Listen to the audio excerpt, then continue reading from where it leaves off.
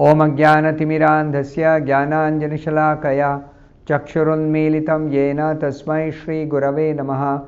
Nama Om Vishnupadaya Krishna Presthaya Bhutale Srimate Bhaktivedanta Swamin Nitinamine Namaste Saraswate Deve Gauravani Pracharine Nirvishesha Shunyavadi Paschatya Deshatarine Jaya Shri Krishna Chaitanya Prabhu Nityananda Shri Advaita Gadadhara Srivasadi Gaura Bhakta Vrinda Hare Krishna Krishna Krishna Hare Hare Hare Rama Rama Rama Hare Hare Om Namo Bhagavate Vasudevaya Narayanam Namaskritya Naram Chaiva Narottamam Devim Saraswatim Vyasam Tato Jayam Mudirayet. In this session we will be discussing from two verses, the 38th and the 39th verses of the 13th chapter of the first canto of Srimad Bhagavatam. The 38th verse is as follows: Atha Jagama Bhagavan Narada Sahatumburuhu Pratyuthaya Abhivadyaha Sanujo Abhyarchayan Munim. The meaning of this verse is, while Sanjaya was thus speaking, Sri Narada, the powerful devotee of the Lord, appeared on the scene carrying his tumburu. Maharaj Yudhishthira and his brothers received him properly by getting up from their seats and offering obeisances. So this is the Lord's arrangement. When Yudhishthira is puzzled as to where his uncles and aunt have gone, Sanjaya is also unaware. So the Lord arranged that Narada inform Yudhishthira about the whereabouts of Dhritarashtra and Gandhari and Vidura.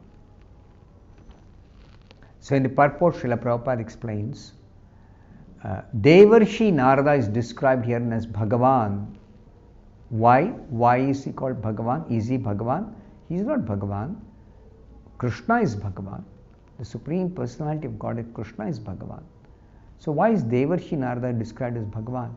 Prabhupada explains it is because he is the most confidential devotee of the Lord. In rare cases, very exalted devotees who are most confidential devotees of the Lord are described, addressed as Bhagavan. So Srila Prabhupada further says, the Lord and his very confidential devotees are treated on the same level by those who are actually engaged in the loving service of the Lord. The way of devotional service is not only to worship the Supreme Lord with all devotion, but also to worship the pure devotee spiritual master, the Acharya, on the same level as the Lord. Because such acharyas and pure devotees are very, very dear to the Lord. Such confidential devotees of the Lord are very much dear to the Lord because they travel everywhere to preach the glories of the Lord in different capacities and try their utmost to convert the non-devotees of the Lord into devotees in order to bring them to the platform of sanity. This material world is filled with non-devotees, and to convert these non-devotees into devotees. Pure devotees like Narada travel and preach and try to convert non-devotees into devotees. So Srila Prabhupada explains, it's very interesting to note that actually a living being cannot be a non-devotee of the Lord because of his constitutional position. What is our constitutional position? We are part and parcel of the Lord. We belong to the Lord. We are all devotees of the Lord. But when one becomes a non-devotee, a non-believer, it is to be understood that the person concerned is not in a sound condition of life.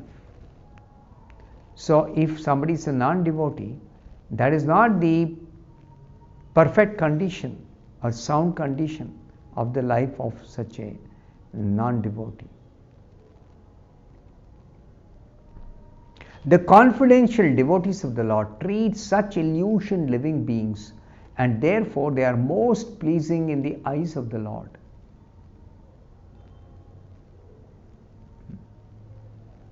There are so many devotees rendering different kinds of service to the Lord.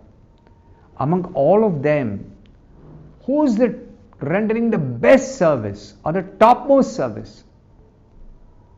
It is those who are engaged in preaching to the non-devotees and delivering such non-devotees to the spiritual world. They are the best devotees. They are described in the Bhagavatam 10th canto, in the prayers offered by the gopis to Krishna, that bhuvi grinanti ye bhurida jana. Such people who devotees, pure devotees who preach the glories of the Lord among the non-devotees, they are actually the most munificent. Bhurida jana. They are very, very, very generous. The Lord says in the Bhagavad Gita that no one is dearer to Him than one who actually preaches the glories of the Lord to convert the non-believers and non-devotees. So the preaching is very, very much necessary, and it is powerful and effective when it is done by pure devotees. Such personalities as Narada must be offered all due respects, like those offered to the personality of Godhead Himself. Sakshad haritvena samasta shastrair uktastatha bhavyata eva sadvihi. The pure devotees are to be treated on the same level as the Lord. That is the verdict of the Shastras.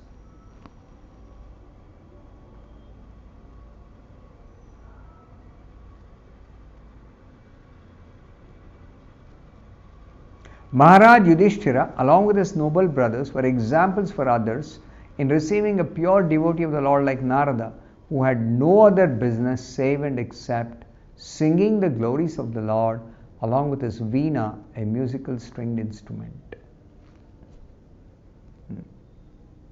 The 39th verse, Yudhishthira Vacha. Now Yudhishthira is going to inquire from Narada. Narada has arrived there in the palace of Yudhishthira. Yudhishthira Vacha. Naham Veda Gatim Pitror Bhagavan Kwa Gatav Itaha Amba Va Hataputrarta Kwa Gatacha Tapasvini.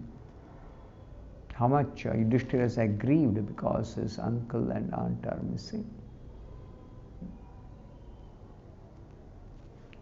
The translation of this verse, 39th verse.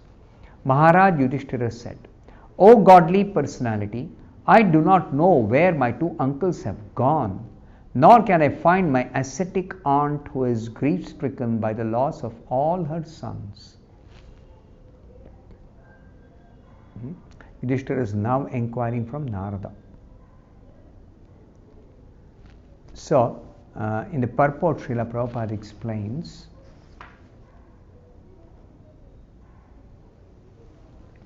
Maharaj Yudhishthira, as a good soul and devotee of the Lord, was always conscious of the great loss of his aunt and her sufferings as an ascetic. So, Gandhari is an exceptional personality described in the history called Mahabharata.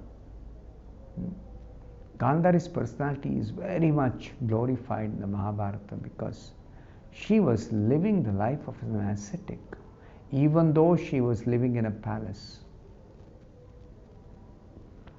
Because her husband was blind, Gandhari blindfolded herself voluntarily. This is called a chaste wife. A obedient wife. a devoted wife. And after the great loss of her sons in the battle of Kurukshetra, Gandhari was living like an ascetic, tapaswini. Particularly, Yudhishthira is referring to Gandhari as tapaswini. And what are the characteristic of a tapaswini or ascetic? An ascetic is never disturbed by all kinds of sufferings. So suffering is part of material existence which is unavoidable, even for great devotees, even for pious people, even for anybody who is willing to undergo the austerities to detach themselves from their body. For such people, any difficulty is tolerable. They tolerate. Queen Gandhari is a typical example of an ascetic because of her marvelous character in many trying situations. Gandhari has always displayed this tolerance. Because she was married to Dhritarashtra, who was plotting and planning to kill the Pandavas, Gandhari was not supporting her husband. She was giving him good counsel. But the Kauravas would not listen to Gandhari, nor would they listen to other great personalities. So this is a demoniac nature. You will not listen to others if they think that is not so favorable. So Queen Gandhari is a typical example of an ascetic because of her marvelous character in many trying situations. So they teach us by their example, these great personalities, great devotees, very, very tolerant. Srila Prabhupada says, in the material world, while we have taken up the path of devotional service, we have declared a war against Maya. So in a battle, there will be difficulties, there will be dangers, there will be some inconveniences, but one has to tolerate all of them in order to actually practice spiritual life and make progress to go back home, back to Godhead. It is not some voluntary torture of the body or voluntarily denying something which is nicely enjoyable. No, that is not this proper understanding.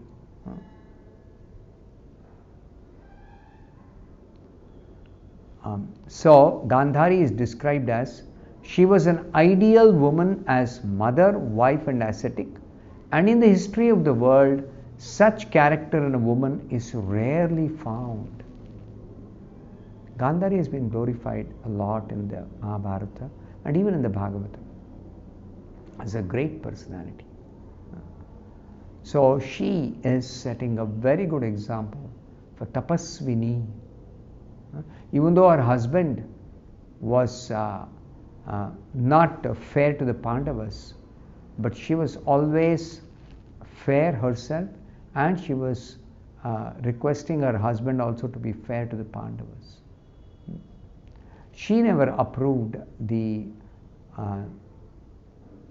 different nefarious activities of Duryodhana, of Dushasana, of Dhritarashtra. She never approved. And she was always advising them to refrain from giving trouble to the Pandavas. So she is a marvelous personality. And such character in a woman is rarely found in the world. She is a very rare, ideal woman to be found very rarely. I'll stop here. Thank you very much. Hare Krishna.